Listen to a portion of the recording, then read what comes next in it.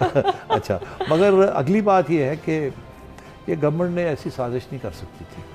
یہ ہو یہ رہا ہے کہ یہ خان صاحب نے جو اسٹیبلشمنٹ کے ساتھ ٹکر لے لی ہے یہ بڑی مہنگی پڑے گی ان کو، کیونکہ تاریخ یہ بتاتی ہے کہ جو بھی سویلین اسٹیبلشمنٹ کے ساتھ ٹکر لیتا ہے وہ اس کا حشر برا ہی ہوتا ہے. اب بات یہ ہے کہ اس کا حل تو ایک ہی تھا کہ سارے سویلین اکٹھے ہو جائیں، آئین جو ہے اس کو تکڑا کر لیں اور اسٹیبلشمنٹ بھاگے نہ جائیں دوسرے کو نکالنے کے لیے، جو کہ ہمیشہ ہوتا ہے.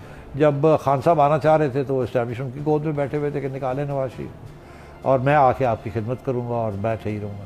تو وہ بھی اب نہیں ہوتا. تو اب یہ ہے کہ یہ معاملہ ختم تو ہو سکتا ہے مگر ختم ہونے جا نہیں رہا ہے، کیونکہ یہ سیاستدانوں جو ہیں ان کے اندر اتنی نفرت ہے ایک دوسرے کے بارے میں اور اتنی ہوس ہے ان کو اقتدار کی کہ ابھی ملوں اور چھوڑوں نہ، کبھی بھی بیٹھا رہوں چھوڑوں نہ.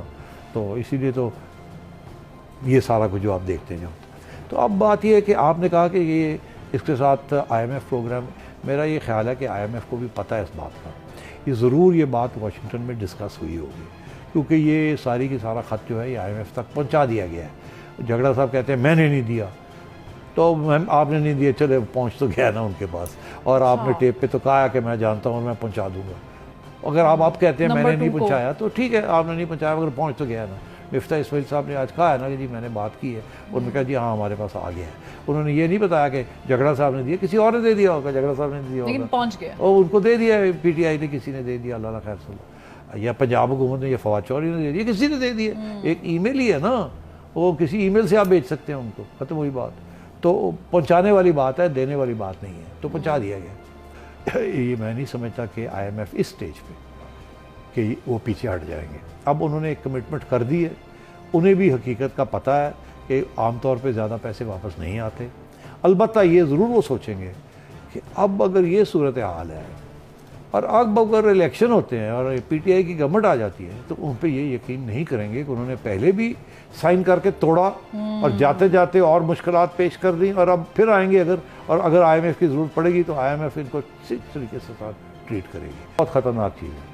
سری لنکا میں کیا ہوا؟ سری لنکا ٹورزم کے اوپر زندہ تھا. ٹورسٹ آتے تھے اور پیسے ڈالر لا کے تھے، اس کے ساتھ وہ امپورٹ کرتے تھے اپنی کھانے پینے کی چیزیں.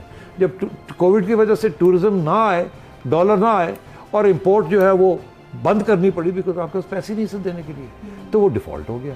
جب ڈیفالٹ ہو گیا تو چیزیں بند ہو گئی ملنی، اور پیٹرول جو ہے اس کی قیمت کہیں چڑھ گئی، ڈالر کہیں چلا گیا، اور لوگ جو ہے بے روزگار ہو گئے، وہ باہر آئے سڑکوں پہ آ گئے. تو ڈیفالٹ، ایک ملک جب ڈیفالٹ کرتا ہے تو بہت خطرناک بات ہوتی ہے. اس کے بعد پھر تباہی ہی تباہی ہوتی ہے، کسی کی روٹی پانی پورا نہیں ہوتا. سرمایہ دار کو امپورٹ کر کے را مٹیریل نہیں ملتا، باقی جو لوکل کارخانے ہیں وہ بند ہو جاتے ہیں بیکاز را مٹیریل امپورٹ ہو رہا ہوتا ہے، اس کے لیے پیسے نہیں ہوتے، قرضے بڑھتے جا رہے ہوتے ہیں اور لوگ آپ کو پیسے نہیں دیتے اور آ جاتے ہیں ساڑھے پیسے دیو. پھر وہ آ کے کہتے ہیں اچھا آپ نے پیسے نہیں دینے، یہ موٹر وے ہمیں دے دیں، یہ اتنی زمین ایکڑ ہمارے نام پہ کر دیں. تو آپ کا ملک جو ہے نا وہ دن بدن جو ہے نا وہ ڈسمینٹل ہوتا جاتا ہے.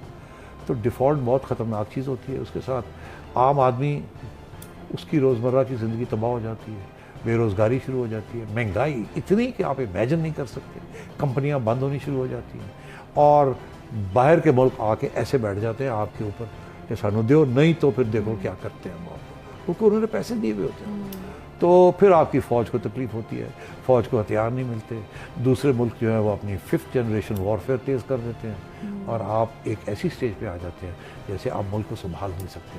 پھر ایک انقلابی صورت ہو جاتی ہے، اور وہ انقلاب آپ کو کہاں لے جاتا ہے، کیا تباہی آتی ہے، وہ اگلی بات ہوتی ہے. ون لائنر طور پہ تو آئی ایم ایف کا پروگرام اناؤنس ہو گیا ہے، جس کی وجہ سے بہت سے پیسے آنے شروع ہو جائیں گے. کچھ آئی ایم ایف سے آئیں گے، کچھ ورلڈ بینک سے آئیں گے.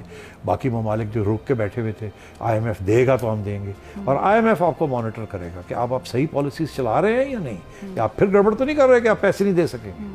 اب وہ یہ میک شور کر رہے ہیں کہ آپ اگلے سال پیسے جو ہم سے لیے ہیں وہ آپ اس ترقی کریں گے اور آپ پیسے دیں گے ہمیں، تو پھر آپ کو اور پیسے ملیں گے، اور یہ پرانے جو قرضے ہیں یہ کم کریں، ان کو زیادہ نہ کریں. تو ابھی تک اب تو فوری طور پہ تو مفتاح اسماعیل اور شہباز شریف نے آپ کو ڈیفالٹ سے بچا لیا ہے.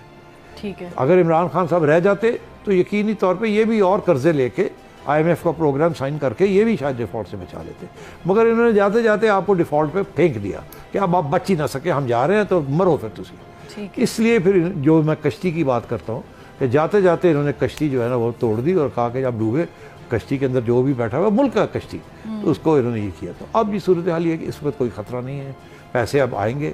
اب آپ دیکھیے گا اگلے 15 دن کے اندر اندر کم از کم 8 7 8 ملین بلین ڈالر